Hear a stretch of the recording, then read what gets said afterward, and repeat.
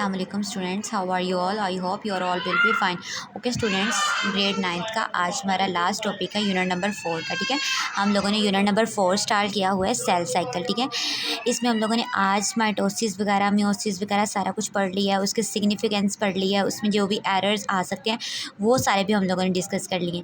अब इनकी कंपैरिजन में हम लोगों ने आके देखना है। ठीक है, कंपैरिजन देखना है किसके दरमियान, माइटोसिस के दरमियान और मियोसिस के दरमियान। ठीक है, अब कंपैरिजन में हम लोग सिमिलैरिटीज़ एंड डिफरेंसेस दोनों बातें आ जाती हैं। अब देखें, कंपेयर कर रहे हैं हम दोनों को, माइटोसिस और मियोसिस को। तो सबसे पहली बात जो हमें नज़र आती है वो ये है कि डीएनए रेप्लिकेशन जो है वो इंटरफेस के अंदर हो जाती है। ठीक है, हमने कहा सेल साइकिल की सबसे ज़्यादा फेज़ जो कौन लेता है वो इंटरफेस लेता है। अगर आप लोगों को इस चैप्टर का यूनिट नंबर मतलब फर्स्ट लेक्चर अगर मेरा आप लोगों ने सुना हो तो ठीक है, डीएनए रेप्लिकेशन जो है वो इंटरफेस में हो चुकी होती है। ठीक है, both division begin with parent cell that has chromosome in pair.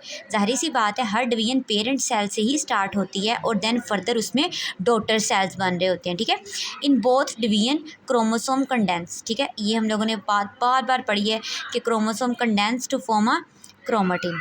ठीक हो गया। अब उसके बाद बेटे both involve formation of spindle fibre बन रहे होते हैं। ठीक है, बोथ इन्वॉल्व 4 फेजेस, सब में 4 फेजेस हैं जैसे कि प्रोफेज, मेटाफेज, एनाफेज, टीलोफेज। ठीक है, बस फ़र्क कहाँ आ जाता है मियोसिस में 1 2 3 का। ठीक हो गया।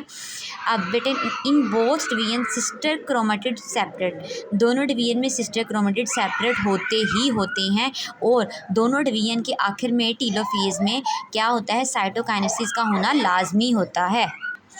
ठीक हो गया, दोनों फेजेस में साइटोकाइनेसिस भी अक्कर होती ही होती है और साइटोकाइनेसिस हमारे पास क्या थी, डिवीजन ऑफ साइटोप्लाज्म। ठीक है, डीएनए रेप्लिकेट हो गया, पेरेंट सेल से डॉटर सेल बनती है। ठीक है, क्रोमोसोम बनता है, उसके बाद स्पिंडल फाइबर्स बनते हैं, सब में दोनों में 4 फेजेस होती हैं, प्रोफेज, मेटाफेज, एनाफेज, टीलोफेज। दोनों में सिस्टर क्रोमेटिड सेपरेट होते हैं और दोनों की फेजेस में साइटोकाइनेसिस होती है, देन ही इनकी फेजेस कंप्लीट होती हैं। नेक्स्ट है हमारे पास दोनों के दरमियान डिफरेंस माइटोसिस और मियोसिस का डिफरेंस क्या है। कुछ डिफरेंसेस मैंने साथ साथ आप लोगों को बताए भी हुए थे, जैसे कि एक सोमेटिक सेल में होती है, एक जर्म लाइन सेल में है। खैर हम लोग लिस्ट कर लेते हैं।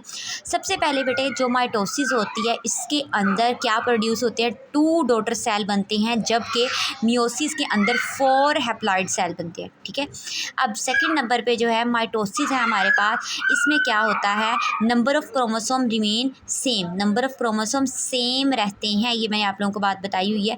और मियोसिस में नंबर ऑफ क्रोमोसोम हाफ हो जाते हैं। ठीक हो गया, इसमें 2 डॉटर सेल बनते हैं माइटोसिस में, मियोसिस में 4 हैप्लॉइड सेल बनते हैं। मिटोसिस में नंबर ऑफ क्रोमोसोम सेम रहते हैं, जबकि मियोसिस में नंबर ऑफ क्रोमोसोम हाफ हो जाते हैं। माइटोसिस में वेरिएशन नहीं आती, सेम सेल प्रोड्यूस हो रहे होते हैं, लेकिन मियोसिस में वेरिएशन आती है क्योंकि इसमें नॉन डिस्टिंक्शन हो जाती है, इसमें म्यूटेशन आ जाती है। तो इस वजह से हम लोग कहते हैं कि माइटोसिस के अंदर वेरिएशन नहीं आती, जबकि मियोसिस के अंदर वेरिएशन आ जाती है। जो माइटोसिस है बेटे ये सोमेटिक सेल में होते हैं। ठीक है, सोमेटिक सेल में माइटोसिस हो रही होती है, जबकि जो मियोसिस है वो जर्म लाइन सेल हो रही होती है। ठीक है, उसके बाद बेटा जो माइटोसिस है इसमें homologous chromosome do not form pair, इसमें पेयर की फॉर्म में नहीं आते, मतलब टेट्राड नहीं बनता, जबकि होमोलोगस क्रोमोसोम फॉर्म पेयर। उसके कहने का मतलब ये है होमोलोगस क्रोमोसोम जब पेयर में आएंगे तो टेट्राड बनेगा, जो कि मियोसिस में बनता है, माइटोसिस में नहीं बनता।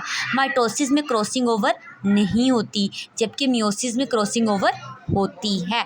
आज ही हम लोगों ने अपने प्रीवियस लेक्चर में पढ़ा था क्रॉसिंग ओवर क्या था, जब वो अपना एक सेगमेंट चेंज कर लेता है डीएनए का। ठीक है, उसके बाद बेटे जो माइटोसिस है इसमें सिंगल क्रोमोसोम अलाइन होता है मेटाफेज प्लेट में। फॉर एग्जांपल ये देखें, ये मेटाफेज प्लेट है तो ये एक क्रोमोसोम है, ये इस तरह से प्लेट में अलाइन हो जाएंगे ऐसे ऐसे, ये है माइटोसिस।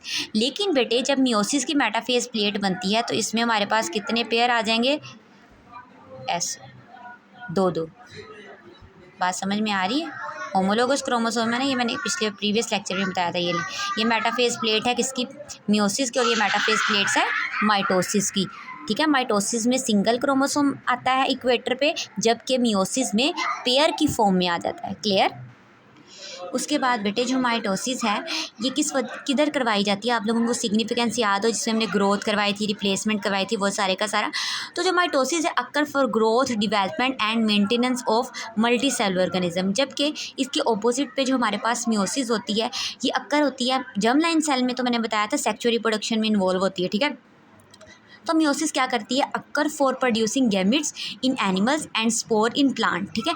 एनिमल्स के अंदर गैमिट्स बनते हैं सेक्स सेल, और प्लांट के अंदर सेक्स सेल कौन सी है हमारे पास, स्पोर्स, और किसके लिए, डेफिनेटली सेक्सुअल रिप्रोडक्शन के लिए। ओके बेटा, ये हमारे यूनिट नंबर 4 का लास्ट लेक्चर था। हमारा यूनिट नंबर 4 अल्हम्दुलिल्लाह कंप्लीट हो चुका है, ठीक है। यूनिट नंबर 4 से रिलेटेड अगर आप लोग किसी भी किस्म की कोई क्यूरी है, किसी प्रीवियस टॉपिक को लेके अगर आप लोगों को कोई क्यूरी है, कोई इशू है, कोई भी छोटी सी बात है जो आपको समझ नहीं आ रही या आप कह रहे हैं उस टॉपिक को ये पॉइंट था जो जिसमें आपको ज़्यादा क्यूरी फेस करना पड़ी, तो आप लाजमी कमेंट में राइट डाउन कर दिया करें। मैं पूरी कोशिश करूँगी कि उसको बेहतर तरीके से एक्सप्लेन कर सकूँ। Okay, thank you so much.